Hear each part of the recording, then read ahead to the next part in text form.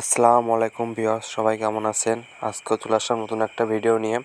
আজকে আপনাদের দেখাবো কিভাবে ফ্রিজের কন্ডেন্সার পাইপ ওয়েল্ডিং করবেন।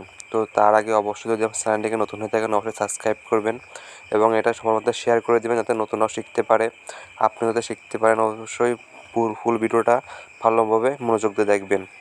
আপনি যদি কাজটা শিখতে পারেন তাহলে আপনিও কাজটা শিখে অবশ্যই বিদেশে গিয়ে কাজটি ভালো করতে পারেন। তো আমরা সময় নষ্ট না করে কাজ দেখব। তো প্রথমে আমরা কন্ডেন্সারের পাইপটাকে হিট দিয়ে নেব, কারণ যখন আমরা জ্বালাইতে যাব তখন যদি ময়লা থাকে তো সেক্ষেত্রে কিন্তু জ্বালাটা ভালো মতন হবে না। তো সেক্ষেত্রে ভালো হিট দিয়ে বাংলাটা মুছে নিয়ে এরপর এটা শীষ আমরা ঘষে নেব।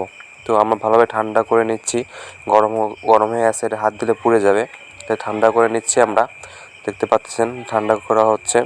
তো এখন আমরা শীষ কাগজটা ভালোভাবে কষে নেব যাতে কোনো ঝং বা ময়লা রং না থাকে, যার কারণে তা না হলে কিন্তু ঝালাইটা ভালোভাবে ধরবে না।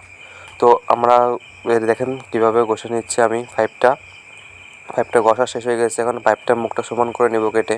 পাইপ সমান করে কেটে নেওয়ার সামনে যদি এত বিদ্যুৎ থাকে তাহলে আপনি পাইপ ঢোকায় ঠিক মতন জ্বালা দিতে পারবেন না। তো দেখেন এভরিওয়ান কীভাবে পাইপ কাটতেছি আমি।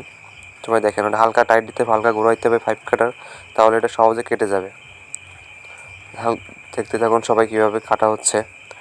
ওইভাবে ঘোরাইতে হবে, ঘোরাইতে আস্তে আস্তে কেটে যাবে। তো এরপর নোজ প্লাস দিয়ে মুখটা একটু আমরা বড়ো করে নেব, যাইতে অনেক সময় কাটার পরে মুখটা পিছিয়ে অনেকটা বুঝে যায়, যার কারণে আমরা নোজ প্লাস দিয়ে ঘোরা একটু ক্লিয়ার করে নেব যাতে গ্যাসটা চলাচলে বাধা সৃষ্টি না হয়। তো আমরা এখন 145 ভিতরে ভরে দিয়ে একটু লুজ থাকার কারণে আমরা কারেন্ট প্লাসে হালকা টাইট দিয়ে নেব। তো দেখতে পাচ্ছেন কীভাবে আমি মুখটা একটু ফিলিংস করে দিলাম। এখন তলায় ঝাড়াই টেন দিতে হবে। আপনি যদি ঝাড়াই টেন না দেন তাহলে কিন্তু আপনার ঝাড়াইটা ভালোভাবে দিতে পারবেন না। ঝাড়াই টেন দেওয়ার কারণে আপনার ঝাড়াইটা দ্রুত গরম হয়ে যাবে পাইপটা এবং ঝালাইতে ভালো হবে। তো আমাদের সগার প্রয়োজন হবে।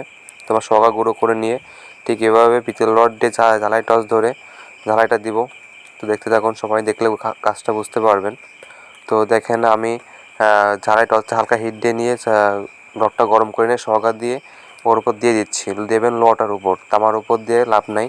যখন তামায় আপনার এমনিতেই পিতল ধরে, কিন্তু লোহার সাথে তামা ধরাইতে গেলে কন্ডেন্সার পাইপ অনেক সময় পিতল ব্লেসিং রডটা ধরানো যায় না, যার কারণে এটা পিতল রড ইউজ করতে হয়। তো এই কাজটা একটু কঠিন হয়ে পড়ে, অনেকেই সমস্যা হয় যারা নতুন।